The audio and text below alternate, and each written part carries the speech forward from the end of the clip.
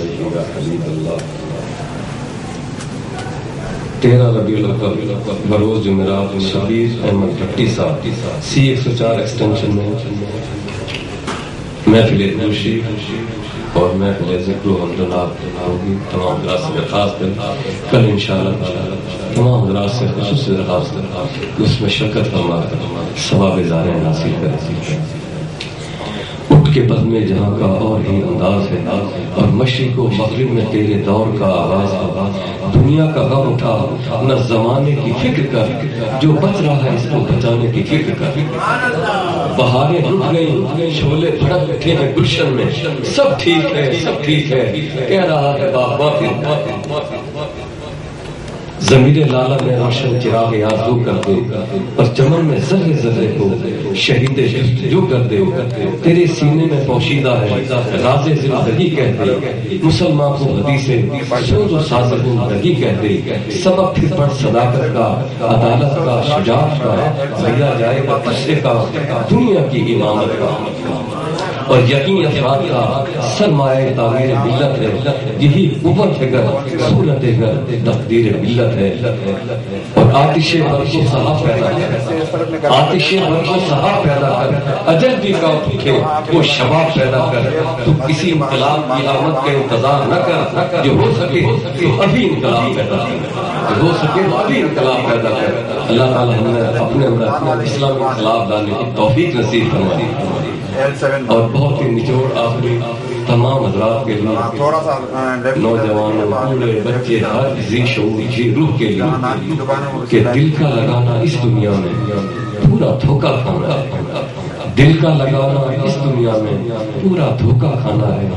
آئے تھے یہاں کیا کر کے چلے، اب رونا اور پچھتانا ہے۔ شاد رہے ناشاد رہے، آباد رہے برباد رہے، شادی غمی 2 دن کے ہیں پھر سب کچھ یہیں رہ جانا ہے۔ شادی غمی 2 دن کے ہیں پھر سب کچھ یہیں رہ جانا ہے۔ اٹھ باندھ کمر لے رہ مسافر، گھر نہ سمجھ اس دنیا کو۔ اٹھ باندھ کمر لے رہ مسافر، گھر نہ سمجھ اس دنیا کو۔ کچھ اور بھی آنے والے ہیں ان کو بھی یہاں ٹھہرانا ہے، کچھ اور بھی آنے والے ہیں ان کو بھی یہاں ٹھہرانا ہے۔ اے یار کیوں وہ مغموم و حزین، کس کام کے تخت اور تاج نشین۔ اے یار تو کیوں ہو مغموم و حزین، کس کام کے تخت اور تاج نشین۔ 10 گز کفن 2 گز زمین اور کچھ بھی نہیں لے جانا ہے۔ 10 گز کفن 2 گز زمین اور کچھ بھی نہیں لے جانا ہے۔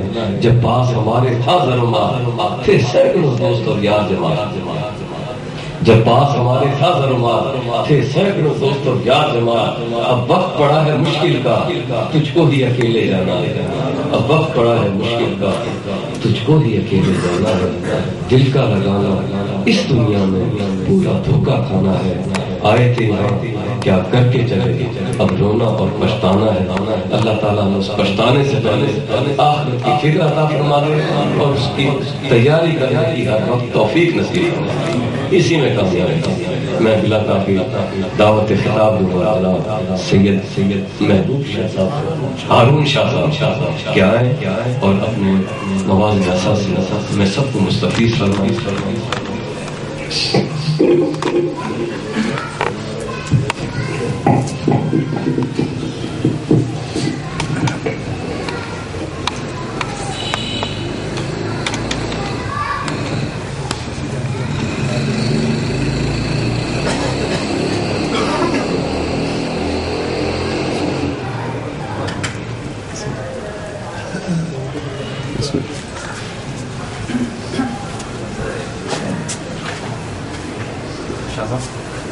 اس کو تھوڑا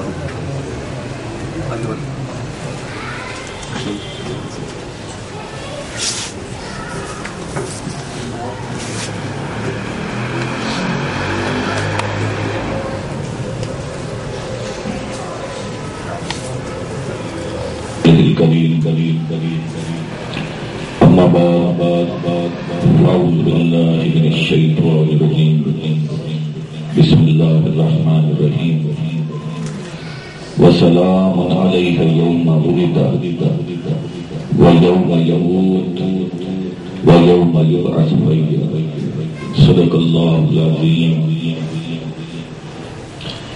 میرے والد الاحترام قبلہ برادران طریقت، معزز حاضرین اور عزیزان گرامی قدر،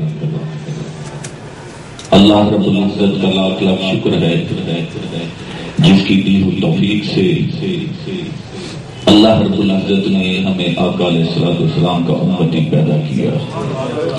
یہ نعمت اتنی افضل ہے، اللہ رب العزت قرآن پاک میں ارشاد فرماتے ہیں قل بفضل اللہ وبرحمتہ فبذلک فلیفرحوا، کہ جب تمہیں کوئی نعمت عطا کر دی جائے اس پر خوشیاں مناؤ، فرحت مناؤ۔ وہ تو فرحتیں علیحدہ ہیں، سب سے بڑی فرحت اور مسرت کا معاملہ ہی یہاں آ جاتا ہے کہ آقا کا امتی ہمیں پیدا کر دیا۔ اور اس کے بعد حضرت عباس رضی اللہ تعالی عنہ اسی آیت مبارکہ کی تفسیر میں بیان کرتے ہیں کہ اس آیت مبارکہ سے مراد یہ ہے کہ اللہ رب العزت فرما رہا ہے کہ یہ جو تمہیں نعمت عطا کی ہے، قرآن جیسی نعمت عطا کی ہے، اس پر خوشیاں مناؤ، فرحت مناؤ۔ اس کا معنی یہ ہے کہ اصل میں آقا علیہ الصلوۃ والسلام کی آمد کی خوشیاں مناؤ، کیونکہ آپ صلی اللہ علیہ وسلم پر قرآن اترا، اس لیے اس پر خوشیاں مناؤ، جشن مناؤ۔ عرض کرنا یہ چاہتا ہوں کہ آج جس موضوع پر چند کلمات آپ کے گوش گزار کرنا چاہتا ہوں وہ ہے آقا علیہ الصلوۃ والسلام کا میلاد مصطفیٰ منانا، جس کی شرعی حیثیت قرآن، حدیث مبارکہ، سنت رسول سے، ائمہ محدثین سے اور تاریخ اسلام سے ثابت ہے یا نہیں، اس پر گفتگو کریں گے۔ جو دعوت و تبلیغ کا سلسلہ مختلف سمتوں سے پھیل رہا ہے، ایسے مبلغین کی، مفسرین کی کمی نہیں کہ جو اپنی پرندہ خیالی کی بنا پر لوگوں کے ذہنوں کو متزلزل کر دیتے ہیں، زہر آلود الفاظ بول کر کہ یہ جو میلاد مصطفیٰ منانا ہے یہ فقط اسلام میں پاکستان اور ہندوستان کے لوگوں کا کام ہے، عرب سے اس کا کوئی تعلق نہیں۔ اس لیے جن لوگوں کے سامنے یہ الفاظ کہے جاتے ہیں ان کے پاس اپنا علم تو ہوتا نہیں، نتیجتاً علم کے فقدان کی وجہ سے وہ لوگ گمراہی کا شکار ہو جاتے ہیں اور ان کے ذہن ایسے زہر آلود الفاظ بولتے ہیں کہ جن سے تکلیف پہنچتی ہے۔ آج میں نے چاہا کہ میں اپنے تمام ساتھیوں کے درمیان بیٹھ کر میلاد مصطفیٰ صلی اللہ علیہ وآلہ وسلم کی شرعی حیثیت کے اوپر گفتگو کروں، تاکہ کوئی ایسا مبلغ یا عالم آپ کے عقیدے کو متزلزل نہ کر سکے۔ میں نے جو آیت مبارکہ آپ کے سامنے تلاوت کی،